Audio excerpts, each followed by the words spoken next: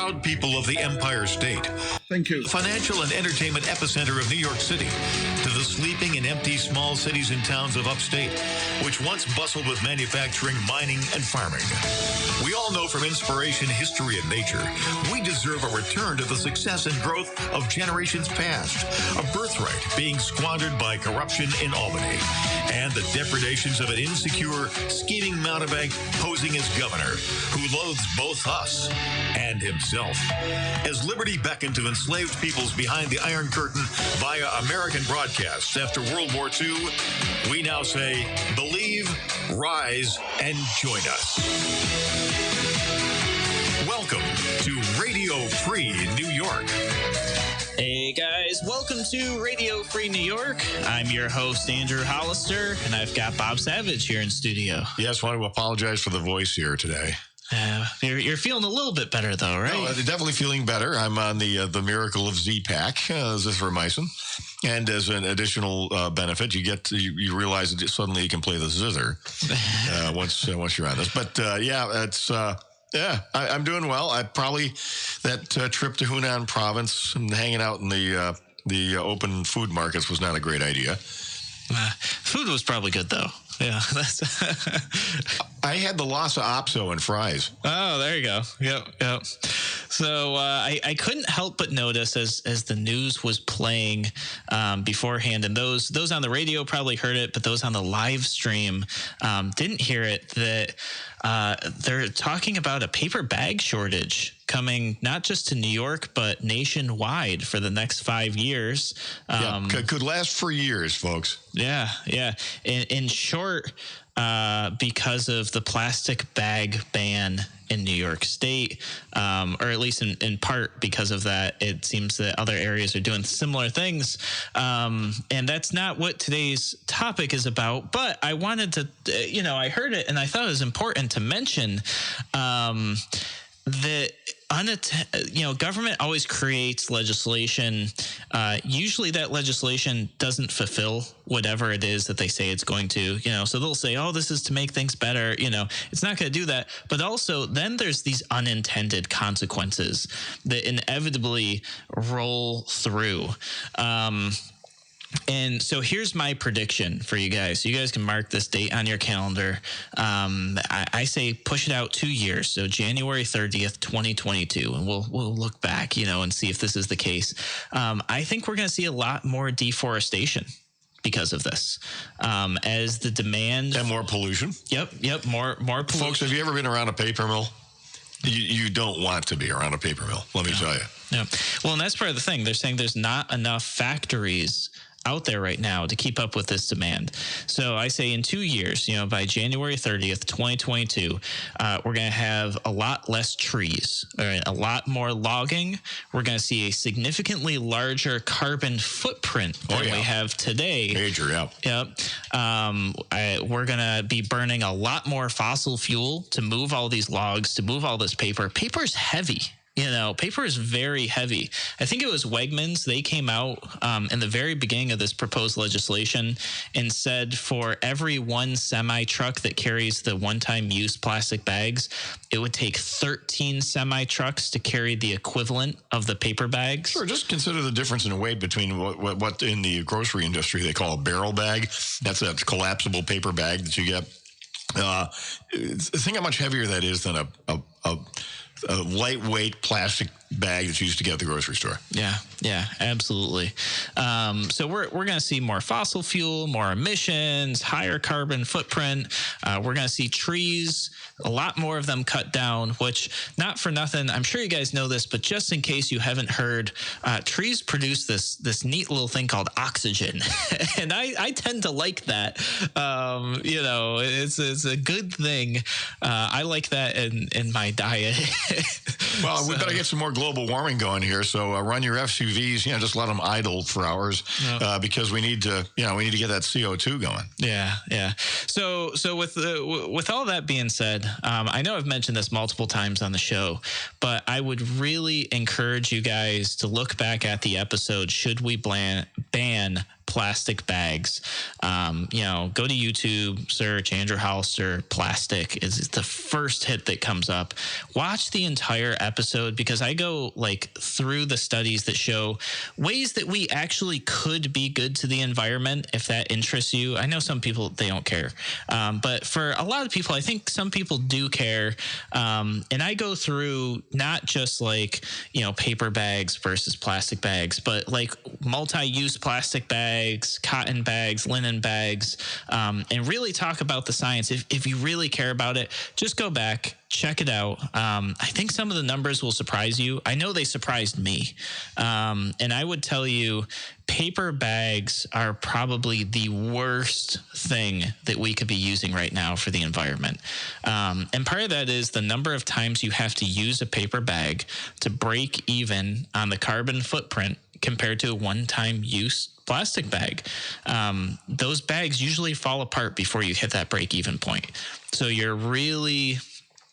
you really care about the environment, don't use paper bags. Yeah, when you use your paper bags too, when you get home, you grab the one that has meat in it, or maybe chicken. Yeah. Look at the bottom of the bag. Sure. Now imagine that you've bought one of the Wegmans plastic totes for 99 cents, and you carried your stuff home in that thing. Yeah. Now what you've got to do is you got to launder your plastic tote. Sure. Yeah. And call me, I guess, not worried, but I'm a little less worried. I have seen people say like how like dirty and disgusting those reusable plastic bags are. I cook all my food, so I'm not as worried about it, but I can see where that could be like, now you got to spray your bag with Lysol if you want to be clean. And what's the impact of that? Now you got one more thing to do. Yeah. Now bags, and you got to remember to have your bags with you. Excuse me. You got to remember to have your bags with you at all times. Mm-hmm. And so now bags are a task. Sure. Well, you never used to even think about bags. You went to the grocery store, you got what you had to buy. Yep. And they put them in the plastic bags and you carried them out to the car. Really nice. You can hook them in your fingers, carry a number of them. It's very like as opposed to doing the bear hug of a paper bag. Mm-hmm. It's just, government always does this kind of stuff. They do. Yeah. They complicate things, make life more difficult, more expensive. Yeah. No, for sure. Although I got to tell you guys, I'm set. I mean, I have so many quote unquote one-time use plastic bags in my house. I have bags full of bags. I'll be set for years, and I'll be able to still pick up the dog poop in the yard and wrap them around my boots as booties when I need to walk around the house with my boots on. So I'm set. I think a lot of us are. But I will tell you, I have found over the years a really good use for those multi-use plastic bags, the ones that you're supposed to use for groceries. I love taking them to the range with me, and when I'm done shooting, recollecting all my brass. Oh, nice. I mean, they're sturdy enough. They hold those. So I've got a bunch of those bags are just full of brass by my reloading bench. So they do work really good for that. Although I probably wouldn't recommend putting groceries in them after that. All the lead and the gunpowder and all that. Not a good use. So what I'm going to do here before we scoot on over to break is I'm going to introduce the topic of today's show. I'm going to ask you guys for some feedback. So this is a show that I really want you guys to engage. If you're on the live stream and you've never commented before, never gave a question, please do. Maybe you're listening to the show and you're thinking like someday you're going to call in. Today's a great day to call in. I'll give you that number first before I announce the topic. The number is 585-346-3000. Once again, that's 585-346-3000. The topic of today's show is, what do you believe is the number one issue our country faces today? I think this is an important discussion to have because there's a lot going on. There's a lot going on social media. There's a lot going on in the media. There's a lot going on in our nation, politically, economically, and otherwise, and internationally as well. We've got a lot of stuff going on. So I'd like to talk about those issues. I posted about it, I think it was yesterday, and like within the first hour, there was over 100 comments on the post. So So I did pull out some of the comments. We're going to talk about them throughout the show. But I want to give you guys the opportunity to call in, be a part of the discussion. So that's what we're going to do. We are going to take our first break of the show. And when we come back, we're just going to go right into it and talk about what you guys believe is the number one issue we face today. We'll be back in a moment on Radio Free New York.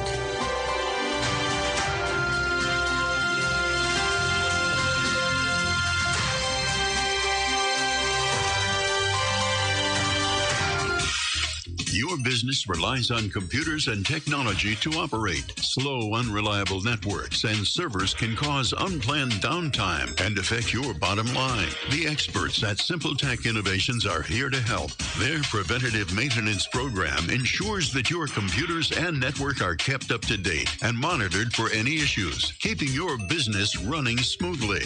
They also help clients achieve HIPAA, PCI, and New York State cybersecurity compliance to keep your network safe and secure. Whatever your business IT needs are, SimpleTech Innovations should be your first call. They've won the best in Rochester 8 years in a row and have an A+ Better Business Bureau rating. Call them today for a free consultation at 585-200-3182. That's 585-200-3182. SimpleTech Innovations. If you're looking to market and grow your business, make new business connections, and give back to the community in a meaningful way, consider joining the Greece Regional Chamber of Commerce. We're the largest suburban chamber in Monroe County, and we offer networking, education, marketing, insurance, and advocacy. You do not need to live or work in Greece to join. Our members come from throughout the region. In short, we're better together, and together, we're moving business forward. Visit greecechamber.org or call 585-227-7272 to join today. Tom Walls started in 1955. Since then, America has been through wars, natural disasters, and economic highs and lows. Rochester companies have had their ups and downs, but one constant, Tom Walls. Tom Walls has stood the test of time. A Wahlburger and a frosted mug of root beer on a sunny afternoon brings us closer to our past and reminds us of what is good. My name is Riley. I am Tom Walls. Share the good times. Tom Walls. Why do businesses choose to move their website from Wix and Squarespace to SimpleTech Innovations? Maybe it's their excellent customer service or attention to detail. It's their ability to give a truly customized solution.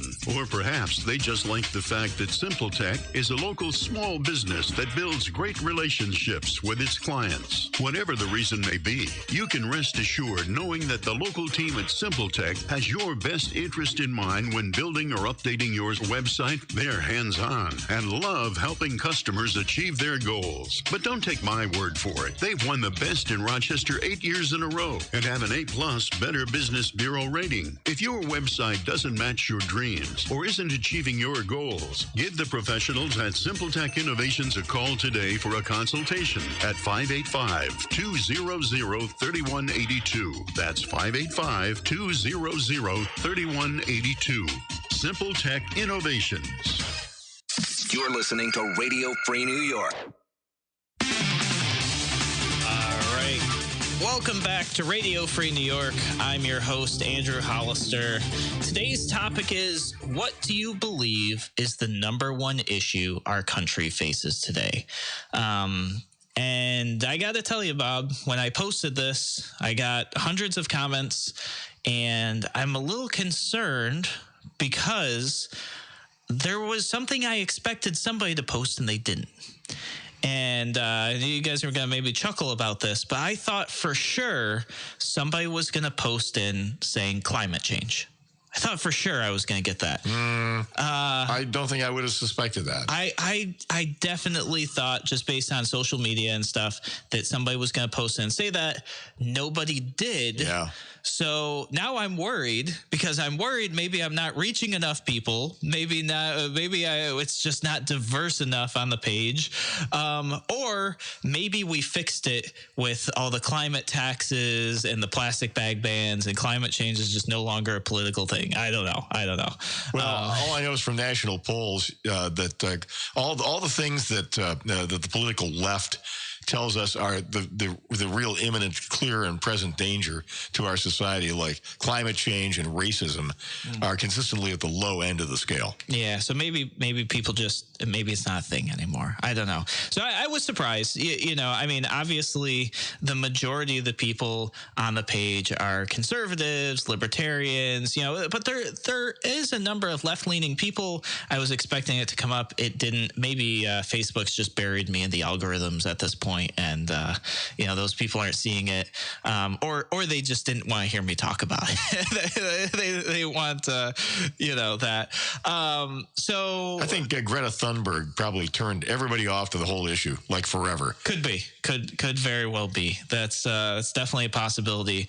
So what I do want to do is encourage you, if you're listening to the show now, or if you're listening to the show later, maybe you're listening to it on podcast or replay or on YouTube, you know, after hours for you, or when the time works for you, still jump in here, still post your comments, because I'll bring it up during another show. So don't think that if you're listening to this later, you can't be a part of the conversation.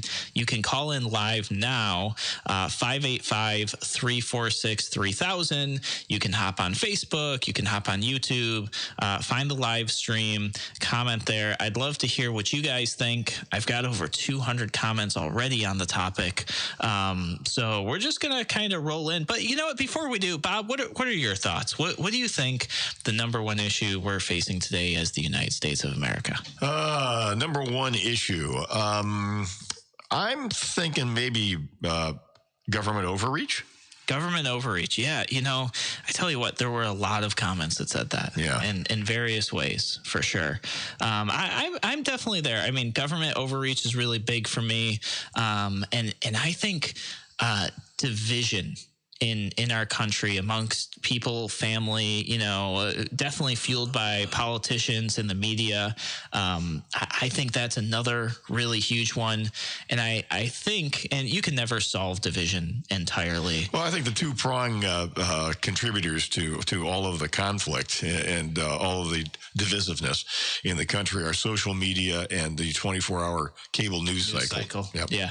No, absolutely. I think so as well. And I think this is a problem that ever since humanity was born was an issue, but I think is just so much furthered by social media and the 24/7 news cycle that although it won't be solved, I think if we could make headway on it, we could actually work together to stop some of that government overreach. Yeah. By the way, contributing to all that are the political parties. And you remember that George Washington and several other founding fathers cautioned us against allegiance to political parties. So, you know, we have to be careful about that, because I think what's gone on, especially with 24-hour news, is what I call the ESPNing of American politics. In other words, you know, you put on the red jersey or the blue jersey, and you root for your team. Yeah. And that's divisive. I mean, by its very nature, you know, I mean, you ever been in a sports bar? You got a bunch of Packers fans in there, and you got a bunch of, I don't know, Patriots fans. Sure. You know, I mean, they're not going to get together and hug each other. Yeah. Well, I tell you what, I've got a fun little story about that. So those of you listening to the show, you may not know this. I'm not a huge sports fan. I'm just never been into it. I'm a computer geek, and I like shooting. You know, those are my sports, and that's not really televised. But my wife being from Czech Republic has historically had a very good hockey team. And inevitably, once a year, the United States plays against Czech Republic. And who knew? So I don't know these things. Yeah. And so, of course, my wife and her sister, they want to go out to a bar to root and cheer and support Czech Republic. And of course, there's so few Czech people in the United States. There's nobody else rooting for Czech. So, of course, we get the stank eye from everybody in the bar every time. And usually Czech Republic wins, too, which doesn't help make it any more comfortable. You know? So they got a really good hockey team. Oh, yeah, they usually do. I don't remember. I think last year they didn't do so well, but normally they kick our butts pretty good. So it sounds like we got a caller on the line. We have Richard from Naples. Richard, what's up today? Actually, gentlemen, I was calling to speak about the divisiveness of exactly what you two men were talking about, of being divided between Republicans and Democrats, and the way they try to tear our social structure right to hell. And I don't like that, and it makes me mad. I'm a voting American. I own my own property. I pay taxes. And nobody should have to go through this.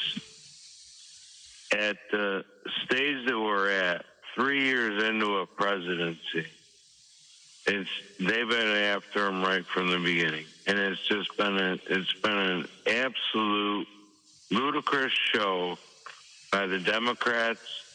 It's been an absolutely, I don't know how they can defend against something that doesn't exist. And actually, I think the Bidens probably should have been looked into long before they ever started this whole malarkey. But it's been a crazy thing, and I'm a United States citizen, and now in New York State they want to give driver's licenses to illegal aliens. Well, they have actually. Yeah, that's happened. Yeah, yep. It's the green light law, and Yeah. I talked to Assemblywoman Marjorie Burns, and she said there is no current legislation to stop this. And I think it should be stopped because I'm registered Republican, but I believe in democracy. Yeah, I believe everybody has a voice. You got to vote. You got a voice. Absolutely. Thank you so much for your call. Yeah, definitely the divisiveness makes things pretty difficult. Do we have another caller on the line? We do. Awesome. And let's see, we have Ken from Fillmore. So reaching down into Allegheny County. Hey, Ken. Good afternoon, gentlemen. I want to tie some of what you said in earlier to what you're talking about now. Hey, when Bob Savage gets on his early description of the show, he talks about the industries that have left upstate New York and how many communities are now shells of what they used to be. Then you were also talking about the Chinese coronavirus and how bad that is and how that's a function of many, many things. I want to tie all these things together, okay? New York used to have a very vital paper industry. Paper mills used to stink really, really terribly, and they changed the formula about 30 years ago. They still stink, but you got to be 100 yards away instead of 5 miles away. So it's a difference between a sulfite and a sulfate process of taking wood and making it into paper. I don't understand all the chemistry of it, but it's there. Okay, so you have to look at some things, and when I hear things like, oh, making paper bags will cause deforestation, horse feathers, okay? New York State is growing far, far more trees than we're removing.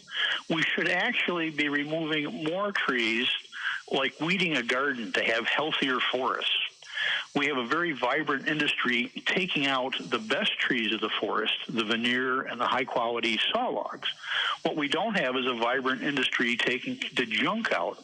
And a paper rebirth or redoing in New York State would really help the forests a lot more than you think they would. We'd be able to get the junk out and help the good stuff grow faster.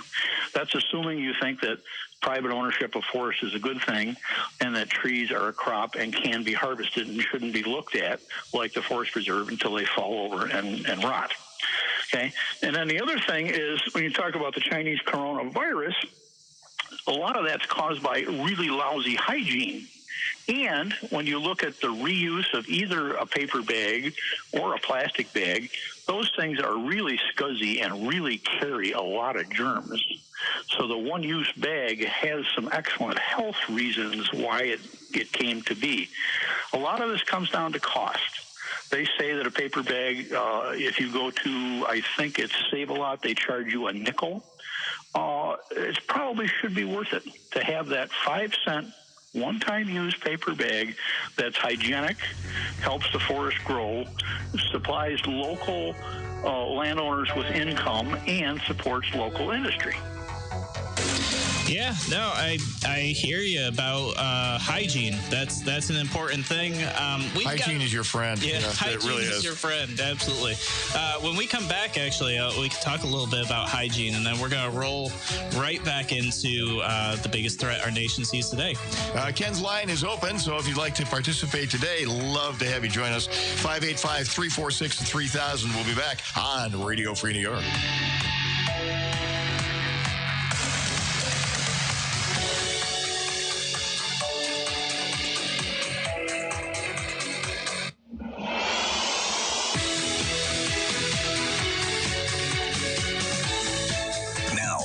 Twice the power. WYSL. More powerful FM 92.1, FM 95.5 West, and 1040 AM WYSL Avon Rochester. Here's the latest forecast from the News 10 NBC Weather Center for tonight. We'll look at partly cloudy skies. Temperatures dropping back into the 20s on Friday, turning cloudy. There might be a few flurries late in the day or at night. Temperatures in the 30s. On Saturday, mostly cloudy. We'll be looking at some snow showers Saturday night in the 30s. And on Sunday, a late day shower of rain or wet snow, again, in the 30s. I'm Rich Cadelia, WYSL. This is Dom Genova, owner of Genesee Valley Chrysler Dodge Jeep Ram in Avon, your no-nonsense car dealer. Factory figures show that Genesee Valley was the number 2 Chrysler Dodge Jeep Ram dealer in Rochester in new vehicle sales last month. Number 2, think of all those guys promising to give you thousands more than your trade is worth, sending you fake keys in the mail, all the hype and the yelling. And we were number 2 in sales in Rochester in our quiet, no-nonsense way.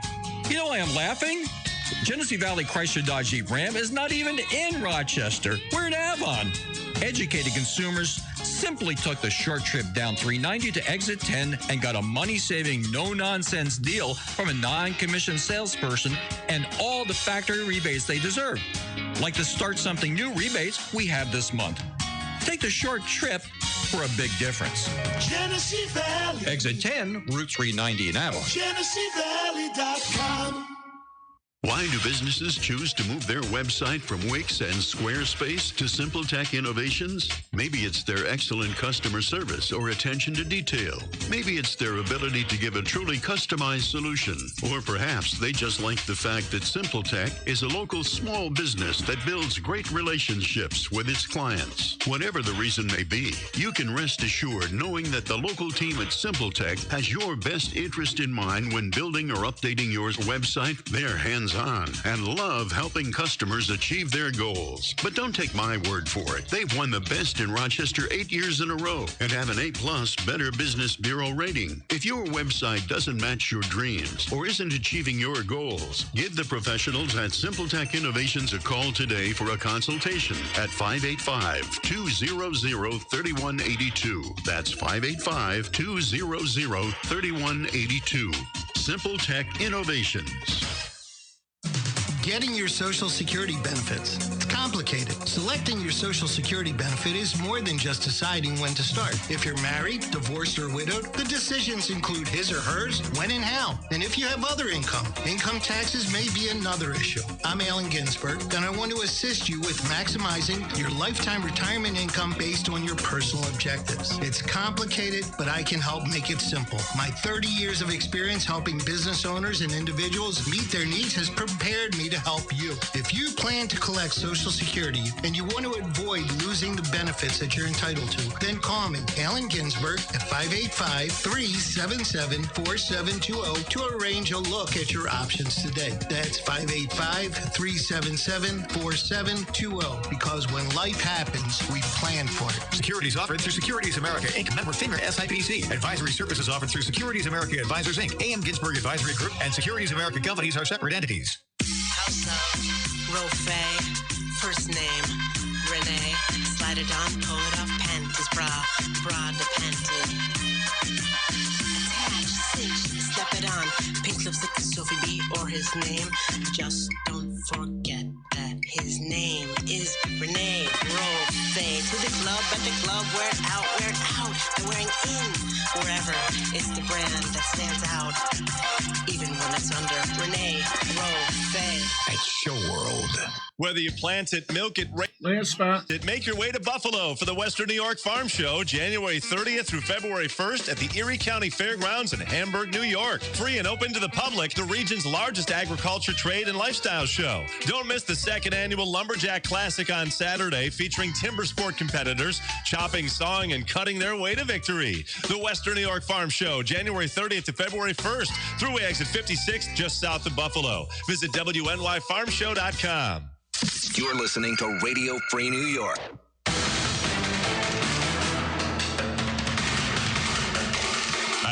Welcome back to Radio Free New York.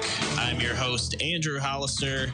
We're talking about what you believe, you as the listeners, is the number one issue our country faces today. So if you want to participate in the conversation, maybe you've never called into the show before, maybe you've never called into a radio station before, feel free to give us a call. Number is 585-346-3000. Once again, it's 585-346-3000. We'll be nice to you. We'll be nice. So it's a pretty easy show. Unless you say something really dumb. Yeah, there you go. In which case, we may not be able to resist. There you go. Yep. You can always hop on Facebook or YouTube, search Andrew C. Hollister, pull up the live stream there, comment there. I see there are comments rolling in here. And I'm just going to start sharing comments that I've gotten over the last day or so from listeners like you and people who have been on the page who have answered this question. So Nate, who is a pretty frequent listener to the show, I see him in the comments often, says, the biggest threat is the consistent tearing down of the critical foundations of our culture without first understanding why they were put in place or fully taking in account the ramifications of doing such. Which there's a lot there. That's actually a really great statement.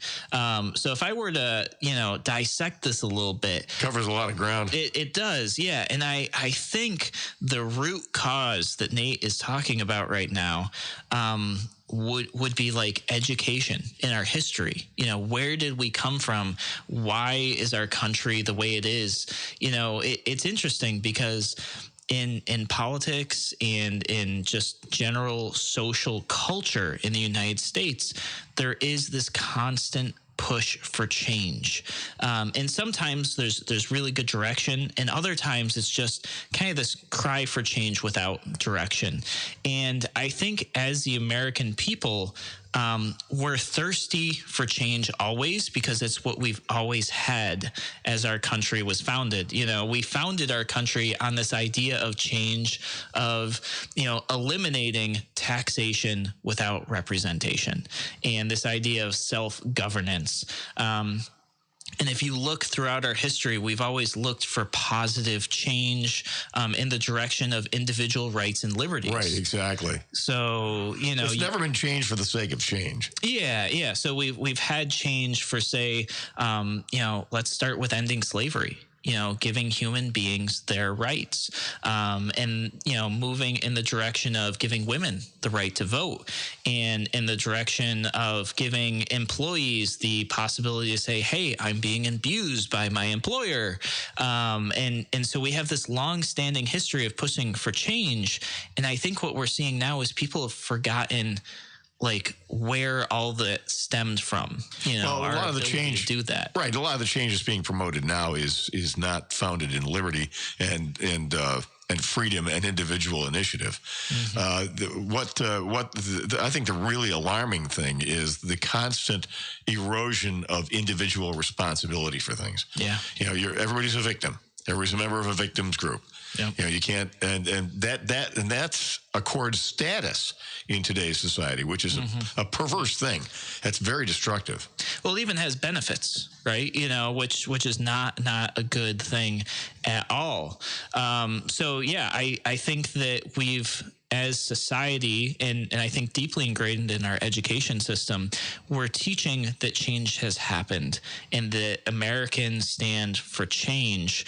But we've missed that critical piece that change always brings about, or always should and has through the founding of our country, brought individual liberties to the people.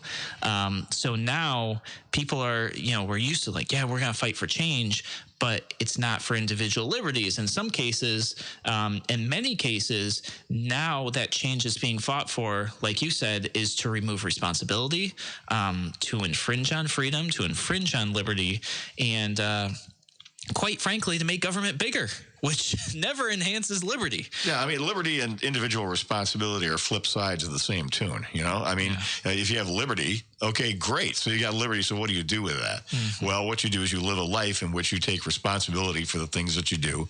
You have the humility to say, I know when I'm wrong, sure, and when I did something wrong, and then I learn from that and I drive on. Mm-hmm. That takes, and part of what keys into all that as well is a belief in something bigger than yourself. So if you have faith, the Judeo-Christian ethic, of course, is a cornerstone of our civilization in the United States.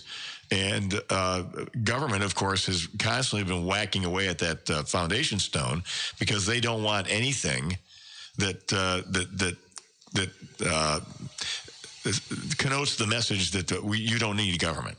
Sure. That there's there's a source, something other than government, right? A source of values and a source of aspirations greater than what you cook up in your own febrile brain. Sure. And government feeds into that. Government feeds into victimization, and that gives birth to things that I think that are really toxic in our society, like political correctness. Sure. Victimization. Mm-hmm. Identity politics, terrible. Yeah. Terrible. Oh, definitely. Yeah. Yeah. And it's interesting because as we're talking about this, I do think that at times government wants to be the religion, and, of course. And that's, and for me, I look at people and I think that people need some sort of moral belief system, and they can kind of take their pick of, what that is. And government trying to take place of that moral belief system, I constantly have to remind people that legality is not morality. And that to me is like something that's really scary that I see a lot of people say, oh, well, something. And you go, that's not right. And they go, well, it's legal. And they somehow are starting to associate that something being legal equates to moral, which is just not the case. I mean, look at Nazi Germany. What they were doing there was legal. It was definitely not moral. Slavery was legal. Yeah, and that is definitely not moral either. So the Third Reich was legal from their point of view. Yeah, no, absolutely. So I get very nervous when people start looking to government in a sense of religion, a sense of moral following, where they equate legality to what's moral, because to me it couldn't be that. There's no parallel lines there. Right. Not at all. Absolutely. So Spike says, greatest, we're talking here, if you're just joining the show, the number one issue that our country faces today, Spike says, a parasitic government. It is out of control and needs to be held accountable. And then he mentions downsized as well. Yeah, I mean, that lines up with the discussion. Absolutely.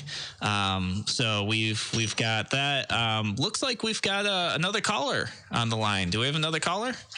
We do. We have Rick from Greece. Hey, Rick, welcome to the program. Rick, you there?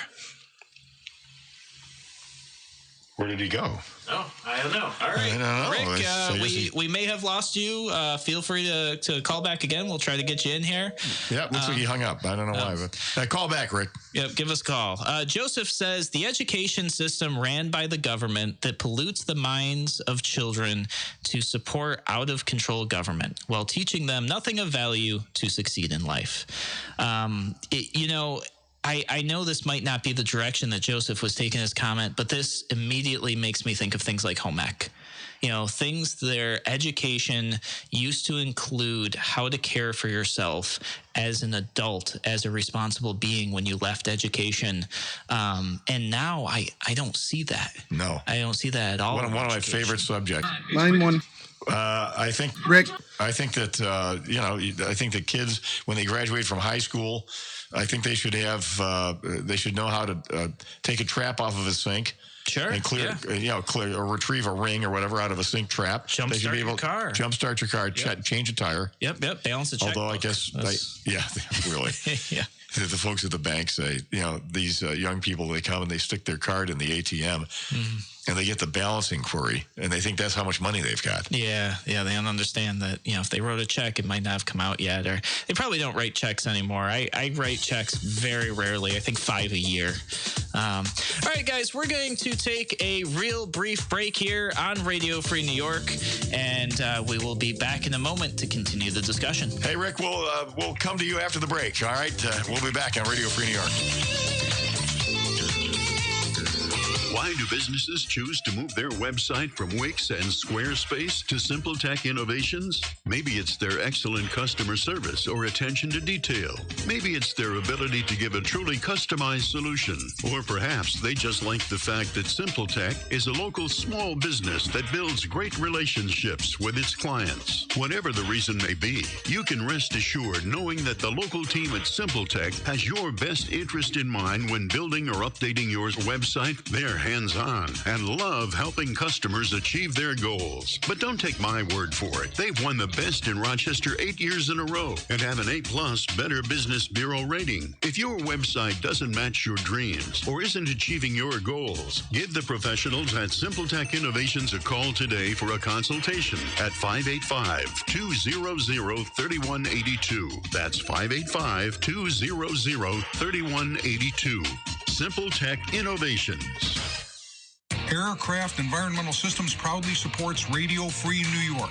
Rochester-based leaders in climate simulation chambers for America's R&D laboratories. We're experts in troubleshooting, calibrations, custom designs, and consulting for more than 40 years. Industry pioneers, we created the first ever fleet of temperature, humidity, and altitude test chambers available to rent coast to coast. Trained and trusted by environmental chamber manufacturers, we are ACES. Find us at acesinc.com. Human trafficking is when someone is being forced, tricked, or coerced to engage in a sex trade or forced labor. If you're a kid and forced to sell sex, drugs, or work against your will, that's trafficking. You're not a criminal, and there is help available. Call the National Human Trafficking Hotline at 888-373-7888 or text Be Free. Sponsored by the Livingston County Safe Harbors Human Trafficking Task Force. Your business relies on computers and technology to operate. Slow, unreliable networks and servers can cause unplanned downtime and affect your bottom line. The experts at SimpleTech Innovations are here to help. Their preventative maintenance program ensures that your computers and network are kept up to date and monitored for any issues, keeping your business running smoothly. They also help clients achieve HIPAA, PCI, and New York State cybersecurity compliance to keep your network safe and secure. Whatever your business IT needs are, SimpleTech Innovations should be your first call. They've won the best in Rochester 8 years in a row and have an A+ Better Business Bureau rating. Call them today for a consultation at 585-200-3182. That's 585-200-3182. SimpleTech Innovations. Radio Free New York. All right, welcome back to Radio Free New York. We are talking about what you believe the number one issue our country faces today, and we've got Rick on the line. Hey, Rick. Hey, thank you. Thanks for taking my call. Hey, I believe it's the wealth gap, and let me explain myself real quick. The wealth gap right now, it's creating this uproar for socialism. And what I think right now is going to be very difficult for them to navigate is the people being means tested based on what their income is. For example, I mean, I'm a middle income earner. I'm retired from a government job, but it's like the more I work, the more the government's going to take. Mm-hmm. And everything that's going on, this wealth gap is only going to get worse. Now we have like an inflated stock market where not everybody's participating in that. So for a guy who's living paycheck to paycheck, it doesn't matter that the market's going up. It matters what my spendable income is at the end of the day. And I get why the kids are embracing socialism, because they feel like they're not getting a fair shake right now. Yeah. No, that's a good point. You know, one of the things that I talk about is how young people are gravitating towards socialism because of the lies that they've been told growing up. I think that's a primary factor right there. Yeah, I think they're told that it's, and also there's a fundamental misunderstanding about what socialism is. Yeah, well, yeah, there's absolutely that. There's also the lie that has been perpetuated by society, which is if you go to school and you take on a ton of debt in higher education and you graduate with a college degree, you will have a job that covers your living expenses, the debt you took on, the debt of a home, and the ability to take care of a family, which isn't true. No, I think that if you talk to financial officers at colleges, you get a sense of where this whole thing is headed. They're basically car dealers. Sure. And what they're doing is they're promising you that this is kind of like an entitlement. You know, if you plunk down the big bucks for a college education, now you're all set.